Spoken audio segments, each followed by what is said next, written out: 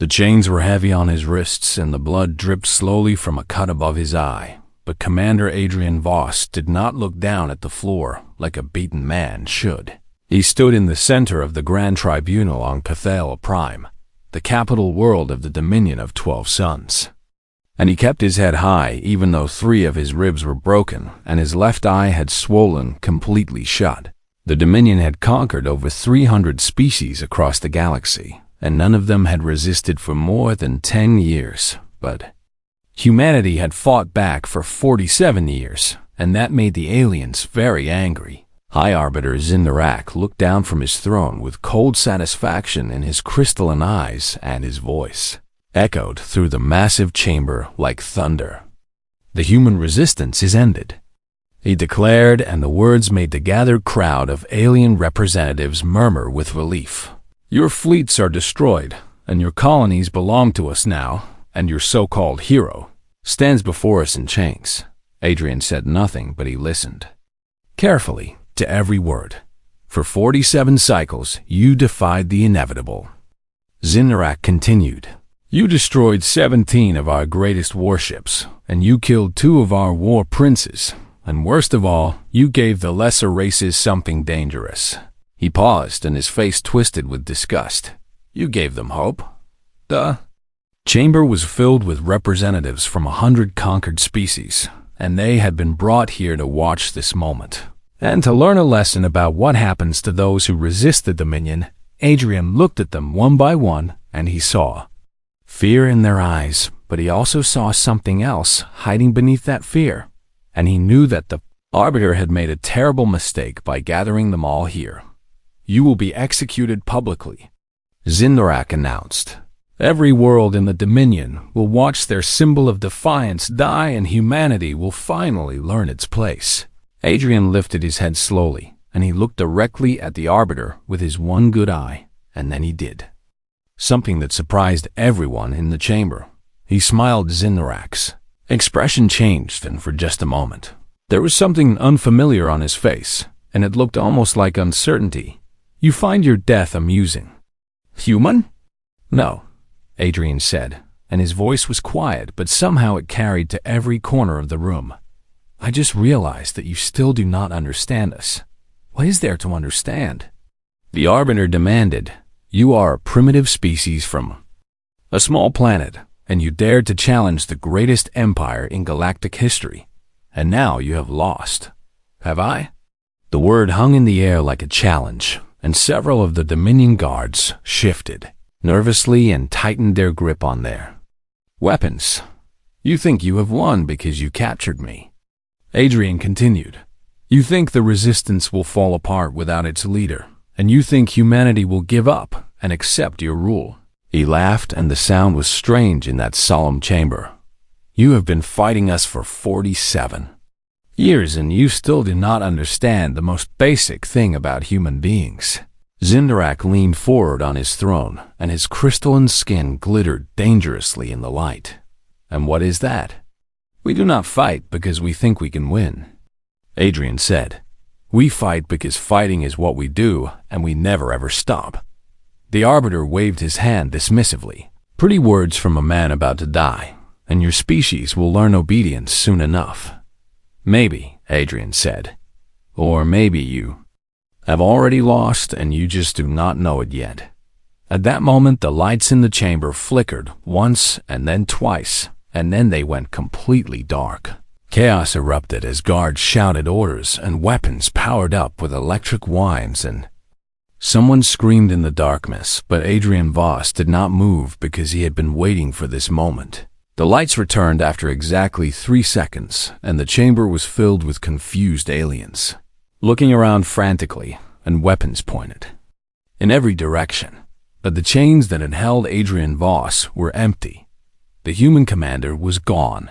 Zindarak stood up so fast that his throne toppled backwards, and his voice was a roar of fury. "Find him! Search everywhere!" "He cannot have gone far." A guard approached the Arbiter with a trembling voice. "Hi, Arbiter. There is something you need to see." On the floor where Adrian had been standing, there was a message written in glowing liquid, and the guards quickly realized that it was written in the Arbiter's own luminescent blood, taken somehow from his body. Without him even noticing, the message was only 2 words in Galactic.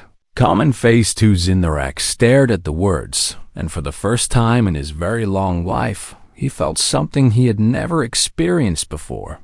He felt afraid. The search for Adrian Voss lasted for weeks, and every soldier in the capital was mobilized, and every ship in orbit scanned the planet's surface, but the human commander had vanished completely. The official report stated that he had died during the escape attempt, and that his body had been vaporized by security systems, but nobody really believed that story in the slave quarters of Cathala Prime.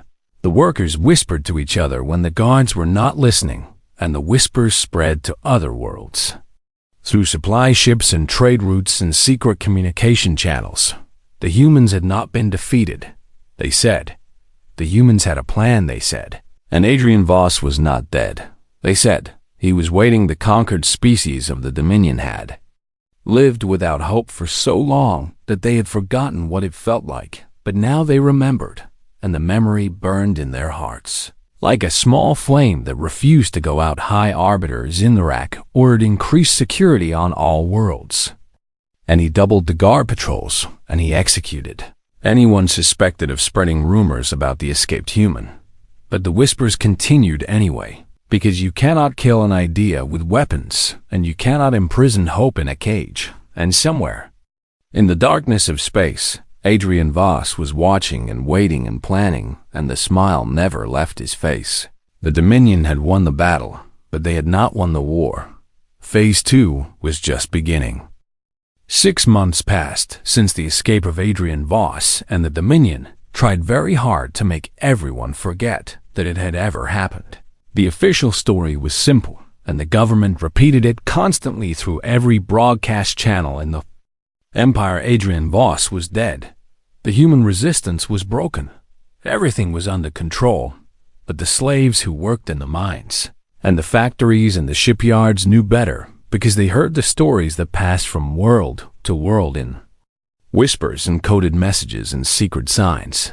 They spoke of a figure dressed in black armor who appeared without warning on Dominion installations and disappeared just as quickly, leaving only destruction behind. They called him the Reaper. The first confirmed attack happened on a mining colony called Vex 7, where 800 slaves from 6 different species worked, extracting precious minerals for the Dominion war machine. The Reaper appeared in the middle of the night and killed every guard in the facility without making a single sound, and then he opened the gates and told the slaves they were free. When the Dominion reinforcements arrived 12 hours later, they found the mining equipment destroyed, and the slaves gone, and a single playing card left on the floor of the command center. It was a human card called the Ace of Spades. 3 weeks later, Governor Cathalan of the Voss system was found dead in his own bedroom, and he had been surrounded by 40 personal guards, but somehow the Reaper had gotten through all of them without anyone seeing or hearing anything. The same card was pinned to the governor's chest. The attacks continued, and each one was more daring than the last, and the Dominion could not figure out how a single human could cause so much damage on the planet Thesan 4. The Reaper freed an entire orbital shipyard and gave the ships to a group of rebels who used them to escape into deep space. On Morak Prime, the Reaper broadcast a message that reached every slave quarter on the planet, and the message showed footage of Dominion soldiers committing terrible crimes against innocent people. At the end of the footage, there was a simple question written in every known language. How long will you kneel? The reptilian species called the Sketh had been conquered 80 years ago, and they had accepted their fate as slaves and servants of the Dominion. But after watching that message, something woke up inside them, and they remembered their ancient warrior traditions, and they began to organize and train in secret. The same thing happened with the Unari and the Kelos and the Brindle and dozens of other conquered species across the galaxy. Hope was spreading like a disease. That the Dominion could not cure high arbiters in the rack was furious, and he demanded answers from his generals and advisors, but nobody could explain how one human was defeating the greatest empire in the galaxy. Finally, he made a decision that he believed would end the threat once and for all. He activated the Pale Guard. The Pale Guard were elite soldiers chosen from the strongest and most loyal Velith warriors, and they had never failed to eliminate a target in their entire history. Their commander was a veteran named Syrinx, who had led 100 successful hunts, and he was known throughout the galaxy as the most dangerous tracker alive. Syrinx studied every report about the Reaper, and he analyzed every attack, and he slowly built a picture of his enemy's movements and patterns. After 3 months of hunting, he finally found what he was looking for. The Reaper had been spotted on a frozen moon called Arctis 9, and Syrinx immediately mobilized his entire force of 200 soldiers to capture or kill the human terrorist. They surrounded a crash shuttle in a valley of ice, and their thermal scanners confirmed a single life sign. Inside, Syrinx broadcast his message across all frequencies, and his voice was filled with cold confidence. Reaper, your terror ends here, and if you surrender now, we will grant you a swift death. There was a long silence, and then a human voice responded through the communication channel. You brought 200 soldiers to capture one human, and I cannot decide if that is flattering or insulting. You cannot escape, and you are beaten. Am I? The shuttle's hatch opened slowly, and a figure in black armor stepped out into the snow with both hands raised in apparent surrender. Remove the mask, Syrinx commanded. I want to see the face of the human who thought he could challenge the Dominion. The figure reached up and unclasped the helmet and pulled it off.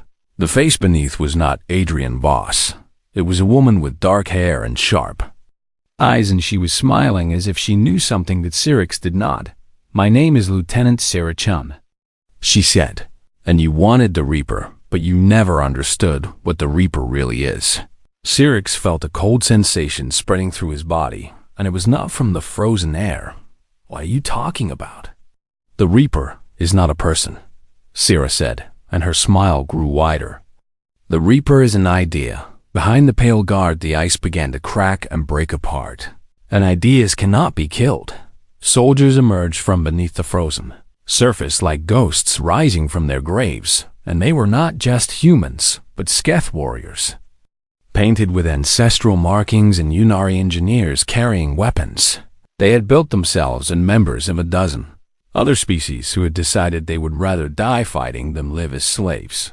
Commander Syrinx turned around and saw that his elite force was surrounded, and standing at the front of the rebel army was Adrian Voss himself.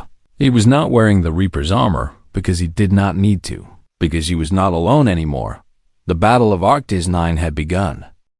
The frozen valley of Arctis 9 erupted into chaos as rebels poured out from their hidden tunnels beneath the ice. Commander Syrinx shouted orders to his Pale Guard, but his elite soldiers were confused and frightened because this was not what they had expected at all. They had come to capture one tired human hiding in a crashed shuttle. Instead, they found themselves surrounded by an army. Adrian Voss walked forward through the snow, and his eyes met Syrinx's across the battlefield, and there was no fear in his gaze, only a calm determination that made the Velith commander's blood run cold. You thought the Reaper was one man, Voss called out, and his voice carried clearly across the frozen air. That was your first mistake. The Unari engineers activated their devices, and every piece of powered armor worn by the Pale Guard suddenly went dead as electromagnetic pulses fried their systems. You thought killing me would end the resistance, Voss continued as his soldiers advanced. That was your second mistake. Sketh warriors charged forward with weapons their ancestors had used generations ago, and their war cries echoed off the ice walls of the valley. Your third mistake was forgetting the most important thing about human beings. Voss raised his arm and pointed at the Pale Guard, who were now struggling in their useless armor. We make friends. The Battle of Arctis 9 lasted 4 hours, and when it was over, the most Feared soldiers in the Dominion had been completely destroyed. Commander Syrinx was captured alive and brought before Adrian Voss, who stood surrounded by humans and aliens, all wearing the same symbol on their shoulders. It was a human skull wrapped in wings, and it had become the mark of the resistance. "You will tell your masters what happened here," Voss said to the defeated commander. "You will tell them that you cannot stop us because we are everywhere and we are everyone." Syrinx was forced to record a message that was broadcast to every slave quarter in Dominion space, and the words he spoke shattered the myth that the Empire was unbeatable. "They are too many," Syrinx said, and his voice trembled with shame. "They are not just humans anymore, and they are united, and I do not think we can win." The effect of that broadcast was immediate and powerful. 100 worlds the oppressed species rose up against their masters, and they were not fighting because they thought they could win, but because they finally believed they did not have to fight alone. The Kellos took back their homeworld in 3 days of fierce combat. The Brindle destroyed a Dominion fleet using ships they had secretly built over decades. The Sketh reclaimed their capital city and raised their ancient battle flags for the first time in 80 years. And wherever the rebellion spread, the humans left behind something important. They left training materials and weapon caches and communication equipment, and most importantly, they left a message. "The mask is yours now, and you should wear it." While the Reaper had become something the Dominion could not kill because it was no longer a person, it was a symbol, and symbols do not bleed. High Arbiters in the rack watched the reports coming in from across the galaxy, and for the first time, he understood the true danger he was facing. This was not a war against humans. This was a war against an idea. He called an emergency meeting of his advisors and demanded solutions, but nobody had any answers that would work. "We can destroy their fleets," one general said, "but every time we win a battle, we lose 100 worlds to rebellion. We can execute their leaders," another advisor suggested, "but new leaders appear the next day. We can burn their planets," a third voice offered, "but that only makes the other species hate us more." Zinrak sat in silence for a long time, and then he made a decision that would change the course of the war forever. "Bring me the ancient weapons," he commanded, "the ones we sealed away after the founding wars." His advisors looked at each other with fear in their eyes. "High Arbiter, those weapons are forbidden, and they are too dangerous to use." "I do not care about danger," Zinrak snarled. "I care about winning, and if we cannot rule this galaxy, then we will leave nothing worth ruling." Deep beneath Kethala Prime, there were vaults that had not been opened in 10,000 years, and inside those vaults were weapons that could destroy entire planets. The Eschaton Protocol had been created as a last resort, and it was meant to be used only if the Dominion faced total destruction. Zindarak activated it anyway. The first target would be Thiessen 4, where the shipyard uprising had started, and where 6 billion people now lived under rebel control. "Let this be a lesson to the galaxy," the Arbiter declared. "Defy the Dominion and your world will burn." Adrian Voss received the intelligence report about the Eschaton Protocol, and for the first time since the war began, he felt true fear, not for himself, but for the billions of innocent people who were about to die. He gathered his commanders and told them the terrible news. "We cannot let them destroy Thiessen 4, said Admiral Sarah Chun, who had been promoted after Arctis 9. 6 billion people are counting on us. Our fleet is too small." Another commander argued, "We would be outnumbered 4 to 1. "Then we find another way," Voss said, "because giving up is not an option." They planned through the night, and when dawn came, they had a strategy that was desperate and dangerous and probably suicidal. But it was the only chance they had. The Battle of Thiessen 4 would be the most important fight of the entire war, and everything depended on whether they could stop the Dominion before it was too late. The Dominion fleet arrived at Thiessen 4 with 200 warships, and at the center of their formation was a massive dreadnought. Carrying the Graviton Lance, This weapon could collapse a planet's core and turn an entire world into a dead rock. Floating in space, Admiral Sarah Chun stood on the bridge of her flagship, the Defiance, and looked at the enemy fleet on her view screen. She had 47 ships. "Admiral," her tactical officer said, "they are powering up the Graviton Lance and it will be ready to fire in 40 minutes. Sarah nodded slowly, and her face showed no fear even though she knew the odds were impossible. "Signal the surface and begin evacuation," she ordered. "Get as many people off that planet as you can." "Admiral, we cannot evacuate 6 billion people in 40 minutes. "I know," Sarah said quietly. "Just save as many as possible." She turned to her communications officer.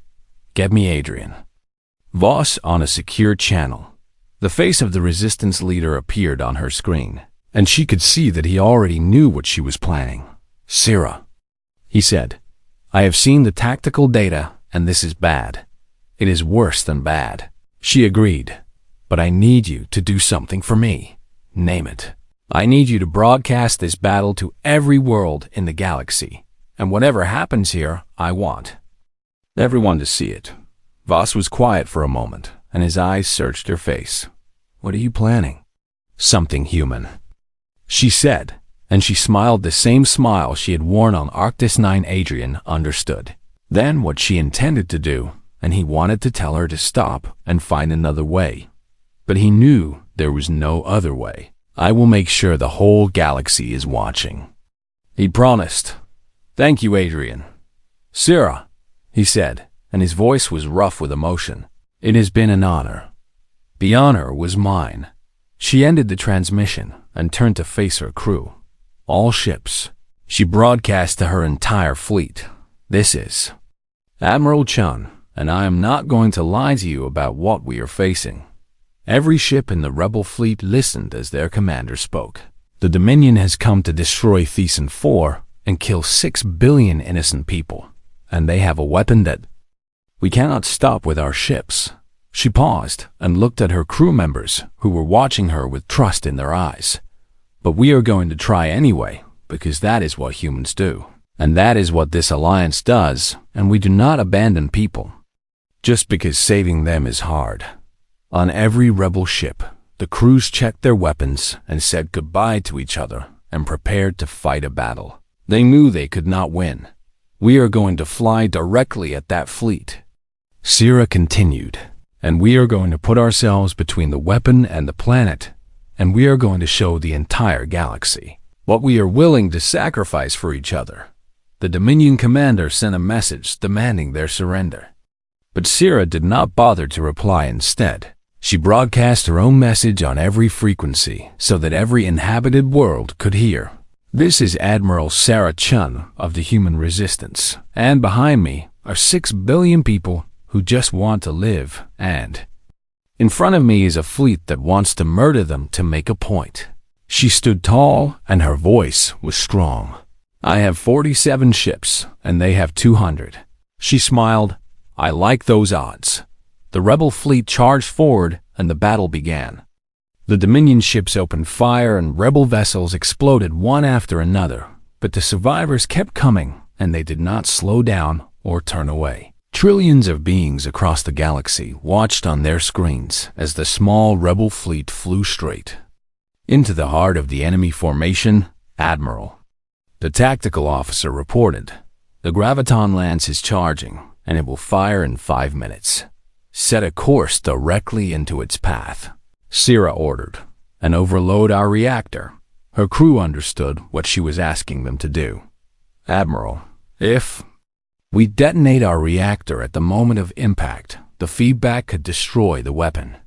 That is the plan. We will not survive." Sarah looked at her crew, and she saw that they were afraid, but they were also ready. "I know," she said, "and I am sorry, but this is the only way to save those people." Nobody argued. Nobody ran.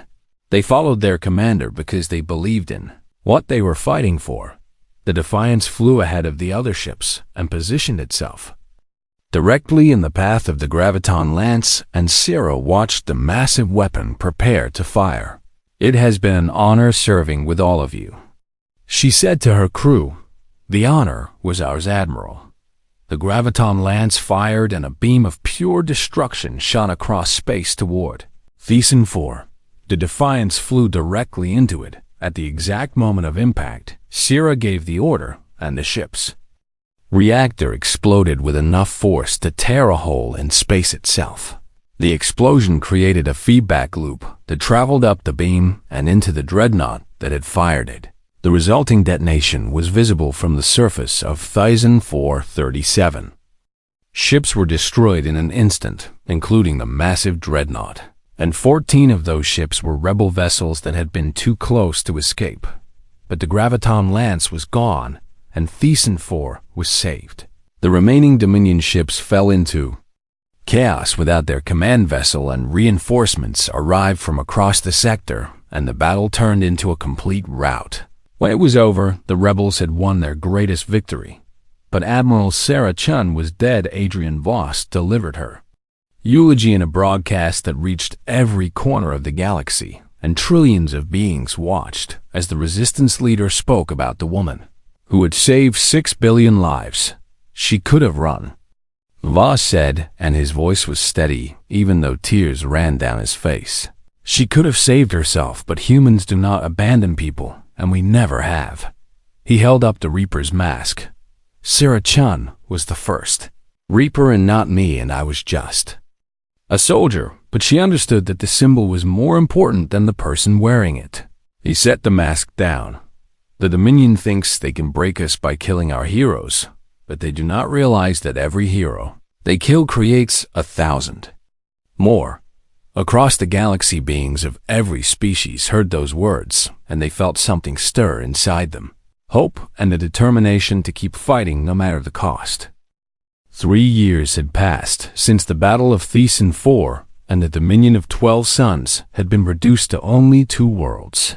Kefala Prime and its sister planet Kefala Minor were all that remained of an empire that had once ruled 300 worlds. The Velith species huddled in their final strongholds with their fleets destroyed and their armies scattered, and their dreams of galactic domination turned to ash. High Arbiter Zindarak refused to surrender, and he fortified his homeworld with every remaining weapon and soldier, and he promised his people that the galaxy would burn before they would kneel. But deep inside he knew the truth. They had lost. Adrian Voss came to Kefala Prime alone.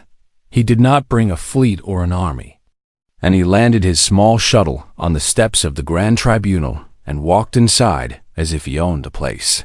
The Velith soldiers did not fire at him because they had heard the stories and they knew what the Reaper could do, but more than that, they were tired. 3 years of losing had broken something inside them, and they did not have the will to fight anymore. Voss walked through the halls where he had once been dragged in chains, and he felt the weight of all the years that had passed. Since that day, he was older now, and his body carried scars from 100 battles, and his hair had turned gray at the temples. But his eyes were still sharp, and his step was still steady. He entered the throne room and found Zindarak waiting for him, surrounded by his personal guards. The High Arbiter looked different then. Voss remembered, and his crystalline skin had dulled with age and stress, and his eyes had the hollow look of someone who had watched everything they built crumble to nothing. "You come to gloat, human?" "No," Voss said, and he stopped at the exact spot where he had stood in chains all those years ago. "I came to offer you a choice." Zindarak laughed, and the sound was bitter and broken. "What choice could you possibly offer me? And do you offer death? Because I would welcome it, not death." Voss removed his helmet and revealed his tired human face. "I am offering you surrender, but not to me and to the Galactic Council instead, so we can be put on trial and executed for our crimes." Zindarak said, "The Velith ruled for 10,000 years, and we will not grovel before lesser species. You are right that you ruled for a long time." Voss agreed. "And yes, you committed terrible crimes that will take generations to heal, but the Council is not asking for groveling." He took a step closer. "They are asking for accountability, and there is a difference. And if I refuse?" Voss was quiet for a long moment, and then he reached into his coat and pulled out an object that made every guard in the room tense. It was the Reaper's mask.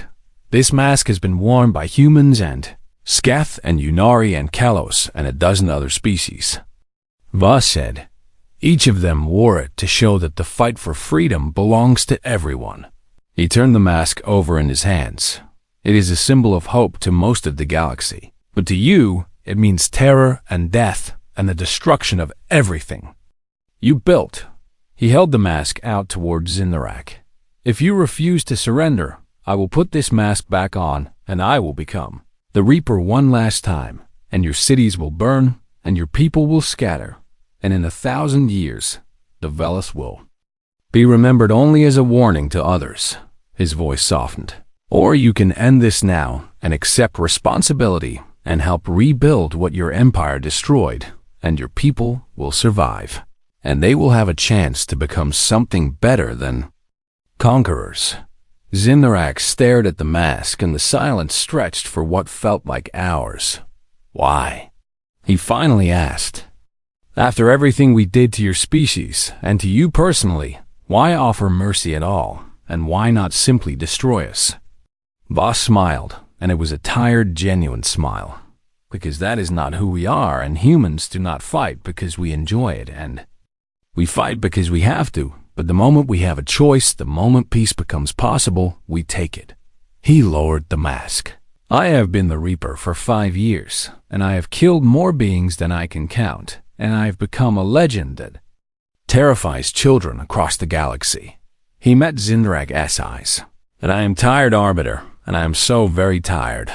I want to take this mask off and never put it on again, and I want to be just Adrian Voss, a man, and not a symbol. But I cannot do that until this war is over. He extended his hand. So I am asking you, one exhausted soldier to another, and let it be over. The silence in the throne room was absolute, and every guard watched their leader, waiting to see what he would do. Zindarak looked at the mask, and then at the humans standing before him, and he saw something he had never expected to see in an enemy's eyes. Compassion. For 10,000 years, the Velith had ruled through fear, and they had never shown mercy to anyone, because mercy was weakness. But now at the end of everything, Zindarak understood something his ancestors had never learned. True strength was not the ability to destroy your enemies. True strength was the ability to stop fighting when the fighting was done. High Arbiter Zindarak, last ruler of the Dominion of 12 Suns, did something no Velith had done in 10,000 years. He knelt. The war was over. In the years that followed, the Galactic Council worked to rebuild what the Dominion had destroyed. And justice was served to those who had committed crimes, and healing began slowly across 100 wounded worlds. Adrian Voss testified at the tribunals, not as a prosecutor, but as a witness, and when asked if he regretted any of his actions as the Reaper, he thought for a long time. I regret that any of it was necessary, he said. But I do not regret standing up, and I do not regret fighting, and I do not regret the people I fought alongside. He retired to a small colony world on the frontier, where the hills were green, and the nights were quiet, and nobody called him Admiral or Reaper or hero. He was just Adrian, a farmer who grew vegetables and taught the local children about Earth's history. The mask was placed in a museum on humanity's homeworld, and the plaque beneath it said, worn by many and owned by none, and a reminder that courage is not the absence of fear, but the decision that something else is more important. Every year on the anniversary of the war's end, Adrian would sit on his porch and look up at the stars and raise a glass to Syrah, Chun, and all the others who had not lived to see the peace they had fought for, and he would remember the lesson she had taught him. The mask was never about hiding who you were. It was about showing everyone who you could become.